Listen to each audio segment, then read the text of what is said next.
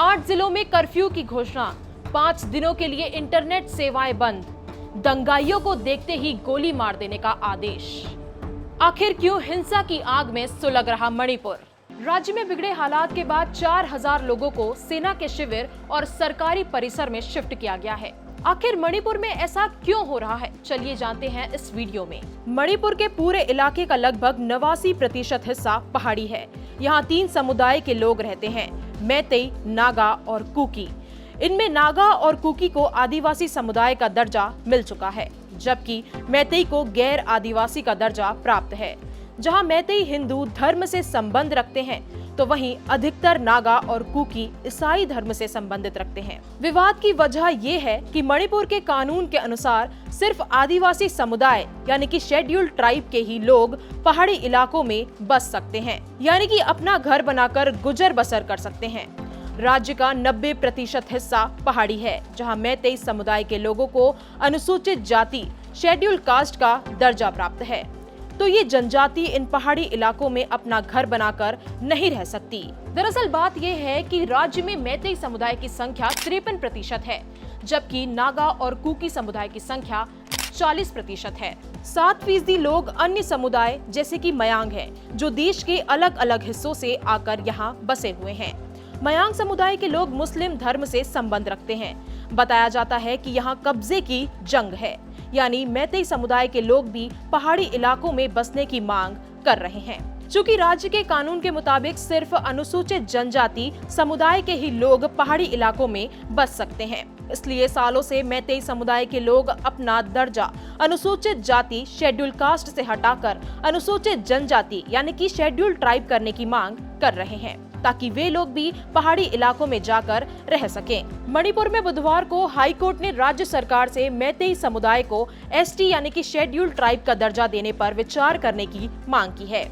इस मांग के विरोध में all tribal students union of Manipur यानी कि ATSUM ने आदिवासी एकता मार्च निकाला, जिसके दौरान अचानक राज्य भर में हिंसा की आग भड़क उठी। वहीं मैतेई समुदाय को एसटी यानी कि शेड्यूल ट्राइब का दर्जा दिलाने की मांग करने वाली कम्युनिटी ने बताया कि ये मुद्दा अपनी पैतृक जमीन, संस्कृति और पहचान से जुड़ा है। All tribal students union of Manipur के आदिवासी एकता मार्च में चुराचांदपुर जिले में हजारों की संख्या में भीड़ इकट्ठा हो गई थी। तभी यहाँ आदिवासी और गैर आदिवासी समुदाय के लोग आपस में भिड़ गए। हालात इतने बिगड़ गए कि राज्य को केंद्र सरकार से मदद की गुहार लगानी पड़ी। अभी मोर्चे पर सेना और अर्धसैनिक बलों की कंपनियां तैनात हो गई हैं और रैपिड एक्शन फोर्स की कंपनियां भेजी जा रही हैं। मणिपुर हाई कोर्ट के एक फैसले से पहाड़ी राज्य में तनाव बढ़ गया है और इन्हीं हालात को देखते हुए सेना को तैनात किया गया है और सेना के कई जवान फ्लैग मार्च कर रहे हैं। सेना ने जानकारी दी है कि मणिपुर नागरिक प्रशासन की अपील पर विभिन्न इलाकों में सेना की तैनाती की गई है। ये तैनाती 3 मई शाम से की गई है। लोगों को सुरक्षित जगहों पर शिफ्ट किया जा रहा है और कानून व्यवस्था बनाए रखने की कोशिश की जा रही है। बताया जा रहा है कि अभी तक 7500 लोगों को सुरक्षित स्थानों पर भेजा जा चुका है। भारत के पूर्वोत्तर राज्य मणिपुर में अचानक हिंसा भड़क गई है। राज्य के 8 जिले हिंसा की चपेट में आ गए हैं, जिसकी वजह से यहाँ धारा 144 के साथ साथ राज्य में अगले 5 दिनों के लिए इंटरनेट सेवाएं भी बंद कर दी गई हैं। हिंसा प्रभावित जिलों में किसी भी अनहोनी से निपटने के लिए असम राइफल्स की 34 और सेना की 9 कंपनियां तैनात कर दी गई हैं।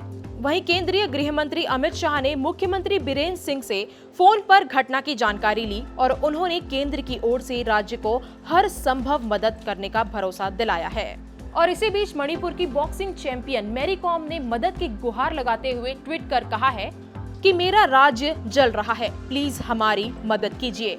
राहुल गांधी ने भी प्रधानमंत्री नरेंद्र मोदी से ट्वीट कर कहा, मणिपुर में तेजी से बिगड़ती कानून व्यवस्था की स्थिति को लेकर चिंतित हूं। प्रधानमंत्री को वहां शांति और सामान्य स्थिति बहाल करने पर ध्यान केंद्रित करना चाहिए। मैं मणिपुर के लोगों से भी शांति बनाए रखने का आग्रह करता हूं। कांग्रेस ने मणिपुर में हिंसा भड़कने के लिए भारतीय जनता पार्टी की सत्ता की भूख की राजनीति को जिम्मेदार ठहराया है। कांग्रेस ने कहा है कि प्रधानमंत्री नरेंद्र मोदी का पूर्वोत्तर के इस प्रदेश में शांति एवं सामान्य स्थिति बहाल करने पर ध्यान देना चाहिए। पार्टी अध्यक्ष मल्लिका अर्जुन खड़गे और पूर्व अध्यक्ष राहुल गांधी ने मणिपुर के लोगों से शांति और संयम बरतने की अपील भी की है। तो वहीं केंद्रीय गृह मंत्री अमित शाह भी एक्शन मोड में आ चुके हैं। उन्होंने पड़ोसी राज्यों के मुख्यमंत्रियों और मणिपुर के मुख्यमंत्री एन बीरेन सिंह, केंद्रीय गृह सचिव, निदेशक आईबी और राज्य के साथ साथ केंद्र के संबंधित अधिकारियों के साथ साथ 2 वीडियो कॉन्फ्रेंसिंग बैठकें की। मणिपुर में हालात सामान्य करने के लिए भारतीय वायुसेना की मदद भी ली जा रही है। गुवाहाटी और तेजपुर से गुरुवार रात को अतिरिक्त सेना के कॉलम भारतीय वायुसेना के विमानों के जरिए मणिपुर लाए जाएंगे। और इसी बीच बीजेपी के सदस्य ने ट्वीट कर कहा कि मणिपुर एक मिनी इंडिया है, जहां अलग अलग समुदाय, धर्म, जाति और संस्कृति के लोग समझौते के साथ शांतिपूर्ण रूप से मिलकर रहते हैं।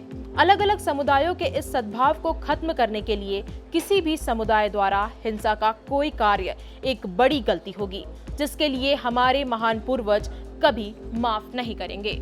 तो यदि आपको ये वीडियो पसंद आया हो तो हमारे वीडियो को लाइक और शेयर जरूर करें और हमारे चैनल खबर विभाग को सब्सक्राइब करना ना भूलें।